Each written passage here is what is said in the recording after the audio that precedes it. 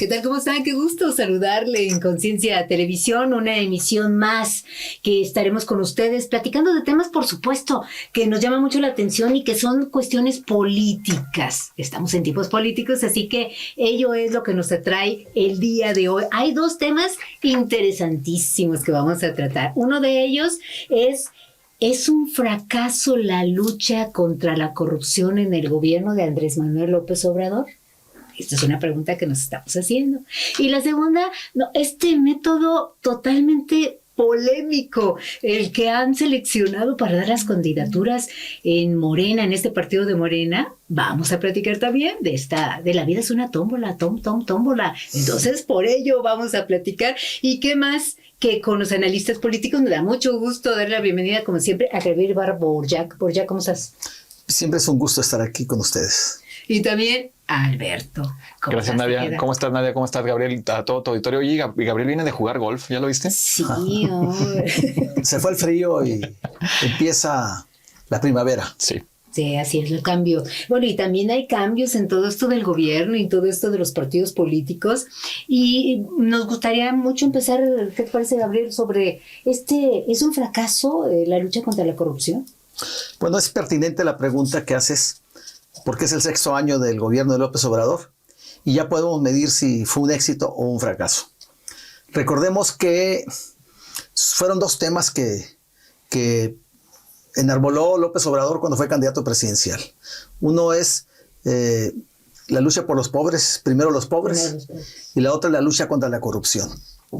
En el caso de la lucha contra la corrupción, la respuesta ¿cuál sería? Habría que analizar los grandes temas de lucha contra la corrupción, que son donde se encuadra. Es el caso de la denuncia en contra de Emilio Lozoya y Alonso Ancira de Agronitrogenados por el tema de desviación de recursos de petróleos mexicanos, la compra de Agronitrogenados, que era una empresa chatarra en más de 200 millones de dólares. El otro caso emblemático es la lucha contra el huachicol. Sí. ¿Qué resultados hay? Se acabó la ordeña de los ductos de petróleos mexicanos de gasolina. ¿Se acabó? No. Ahorita lo vamos a ver. El otro caso es la detención de Rosario Robles, acusada de corrupción, que fue secretaria de Sedesol, del gobierno de Peña Nieto. Uh-huh. El cuarto caso, y la estafa maestra, ¿no? De más de 5,000 millones de pesos acusada. Y el otro caso simbólico es el de Juan Collado, ¿no? Acusado de lavado de dinero, de defraudación fiscal y delincuencia organizada. El abogado de la mafia del poder, el abogado de Enrique Peña Nieto, de Carlos Salinas de Gortari. ¿Qué sucedió en estos 5 casos? Los ganó el Estado, la Fiscalía los gana. Vamos a ver, pues, que ya ninguno de los acusados, de los 5 acusados, está en la cárcel, ¿no? Ninguno. Empezamos por el caso de Emilio Lozoya. Emilio Lozoya. El caso de Emilio Lozoya, pues fue acusado de un acto de corrupción y lavado de dinero en el caso de Odebrecht, de haber recibido más de 10 millones de dólares para la campaña de Peña Nieto, ¿no? Uh-huh. Y pues a cambio de darles contratos en la paraestatal. Y la otra fue la compra que hace Petróleos Mexicanos de agronitrogenados en más de 200 millones de dólares, como lo comenté. Y Alonso Ancira, pues, que había sido el beneficiado, quien supuestamente financió la campaña de Enrique Peña Nieto. Entonces le pagan con la compra de una empresa chatarra sobrevaluada. Pues en 2019, creo, fue detenido en España, o 2020 fue detenido en España Emilio Lozoya, y luego sería detenido también Alonso Ancira, el particular empresario, dueño de Altos Hornos de México. Y en los dos casos, Odebrecht y agronitrogenados, habría que decir pues que llegó a un acuerdo Alonso Ancira con el gobierno, con la fiscalía, de retribuir la reparación del daño, hacer la reparación del daño, y acordó pues pagar $208 millones, sí, de los cuales, y eso lo logró permitirle recuperar la libertad porque había sido detenido. De esos $208 millones, 108 millones de dólares, ya creo que 108 millones de dólares o poco menos ya pagó. 2 pagos que hizo de 54 millones y 50 cada uno, y faltaría pues poco más de 100 millones de dólares para cubrir la total reparación. El año pasado, en noviembre, se vencía el tercer pago. No lo hizo y está pendiente del pago. Entonces, de ese año patrimonial se recuperaron más de 100 millones de dólares, la mitad pues, que creo que es una buena noticia. La otra, lo de Lozoya, pues acaba el juez de permitirle que siga el juicio en prisión preventiva, o sea, en su casa, que desde ahí se seguirá. O sea, esto significaría pues que en poco tiempo recuperaría la libertad. En el otro caso de el Huachicol, pues recordemos que en el primer año o en el segundo año fue el gran tema, ¿no? Se paralizó el país prácticamente porque pues se cerraron los ductos, había mucho robo, y luego no le dejaron de comprarle a los buques que venían del exterior, que traían gasolina. Pues se armó el gran escándalo. Yo creo que ha sido lo que más ha sacudido a México, más impacto ha tenido, porque pues todos los que usan automóvil, pues teníamos que hacer colas a veces de horas, o a veces pues no teníamos gasolina para movernos. No, claro. ¿Qué sucedió? En esa guerra contra el Huachicol, ¿qué sucedió? Disminuyó la fuga, la ordeña de gasolina.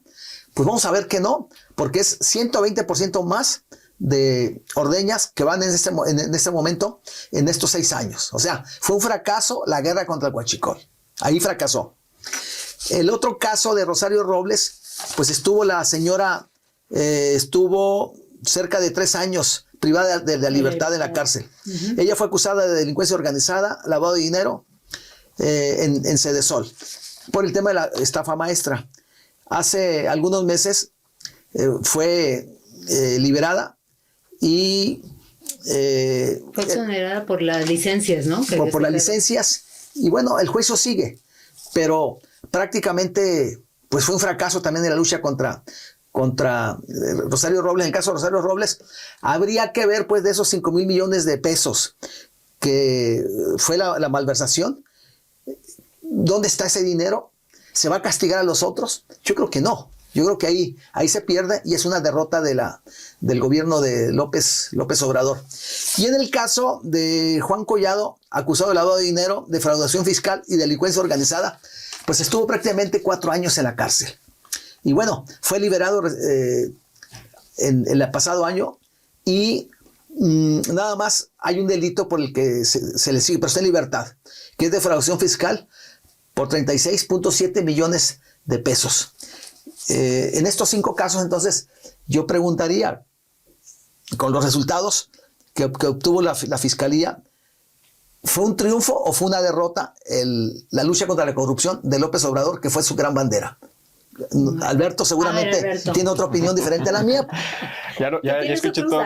Yo tengo otros datos. A ver, todos los que menciona Gabriel fueron los casos de mayor corrupción en el país, por lo menos los que sonaron más en este sexenio. Y me voy a remitir a algo muy sencillo, que lo ha dicho el presidente en repetidas ocasiones. Y eso voy a matar 2 pájaros de un tiro. Si este país fuera una dictadura, todos estos que mencionó Gabriel seguirían presos. No saldrían, estarían ahí. ¿Por qué? Porque en este país existe la separación de poderes. El presidente ha mencionado algo repetidamente y ha insistido mucho en eso, y yo confío en ese argumento y creo en ese argumento, es que el Poder Judicial, que encabeza en este caso Norma Piña, se tiene que depurar. Está lleno de corruptos, de ladrones, de rateros, de tranzas, de delincuentes que protegen a otros delincuentes. Juan Collado, Rosario Robles y Emilio Lozoya no salieron porque el presidente los dejara ir. El presidente, a través de la Fiscalía, a través de la Fiscalía General de la República, generaron las pruebas reunieron las pruebas para poderlos detener. Y los detuvieron y los mantuvieron detenidos. Quien los dejó salir no fue el presidente Andrés Manuel López Obrador, no fue la fiscalía, fue el Poder Judicial que encabeza Norma Piña. O sea, el Poder Judicial siempre en este país es quien se encarga de dejar salir a los delincuentes. Si este país tiene una separación de poderes, Poder Ejecutivo, que es el presidente de la República, Poder Legislativo, que es el Senado y es el Congreso de la Unión, y el Poder Judicial. El Poder Judicial es quien los está dejando ir. El Poder Judicial es quien está protegiendo a los delincuentes. No es una... Eres muy maximalista. Es que es por ahí. Eres muy maximalista. ¿Pero por qué? Porque estás viendo las cosas en un blanco y negro. Y no es así, Alberto. Es que en el caso del Huachicol. A ver. Bueno. El caso de Huachicol, que fue emblemático. Pero yo no estoy hablando del Huachicol todavía. No, pero es un caso de corrupción. Sí, pero el Huachicol... Grande, gigantesca. El Huachicol no lo puedes detener de golpe porque este país tiene miles de kilómetros de ductos, que muchos de esos ductos se encuentran en zonas rurales. No te da la capacidad para que mandes una Guardia Nacional a estarlos cubriendo. Se ha disminuido se ha disminuido el robo de hidrocarburos, sí. No es cierto eso. Pero no se puede en su totalidad. ¿Qué datos tienes? ¿Qué datos tienes? Pues ahí están las estadísticas que son públicas. ¿De qué fecha a qué fecha? Es más, pues en todo el sexenio, sumado todo el sexenio, es 120% más. Y ahí están los datos de Petróleo Mexicano. ¿Pero según quién? Petróleos Mexicanos. La información es información oficial. ¿Pero qué es lo que dice Petróleos Mexicanos? ¿Que se ha robado más o que han detectado se ha robado más? O que han detectado más ductos. Porque han detectado más ductos. Que se ha robado más. Han detectado más ductos. Ahora, no me voy a brincar al de Pemex. Me voy a ir para atrás a lo que estábamos hablando de Rosario Robles, Juan Collado y Emilio Lozoya. La Fiscalía General de la República, que en ese momento encabezaba Gertz Manero, reunieron las pruebas y los detuvieron. La Fiscalía los detuvo. Estuvieron presos, estuvieron en la cárcel y todos están libres. ¿Quién es el que se encarga de dejarlos salir? Fabricaron pruebas. No fabricaron pruebas. No? Eso es un delito. ¿En el caso de Rosario? No, Rosario Robles es inocente. Las credenciales que Rosario Robles, hombre. Rosario, la mujer más delincuente y corrupta que han existido en los últimos 10 años. Es lo que dicen los de la Cuarta T. Rosario Robles, acusada de haberse robado 5,000 millones de pesos. ¿Por qué la detienen? Por delincuente. Por corrupta, por ratera. Porque presentan 2 licencias que ni siquiera es la dirección y ni siquiera es la firma de ella. La detienen, pues es que la detuvieron por otro delito chiquito. Es como los delincuentes que... La ley, Alberto. Y te meten 2 años a Santa Marta, Catitla. ¿Sabes lo que es eso? Si soy un delincuente, que me metan a donde me tengan que meter. Pero ella es una delincuente. La culpa. Claro. Establece responsabilidades, Alberto. Pero tú estás hablando del hecho por el que la detuvieron. Es como los delincuentes que han agarrado en Estados Unidos porque se pasan un alto, porque traen una luz fundida de un coche y los detienen, y cuando revisan sus antecedentes dicen, bueno, este es un asesino serial. O sea, lo estamos deteniendo por un tema. En este caso de Rosario Robles, la detuvieron a lo mejor por eso, pero atrás de ella trae otros delitos que cometió. Pues no lo han comprobado. Y cierro con esto. Quien dejó libre a Rosario Robles, a Emilio Lozoya y a Juan Collado no fue el presidente, no fue la fiscalía.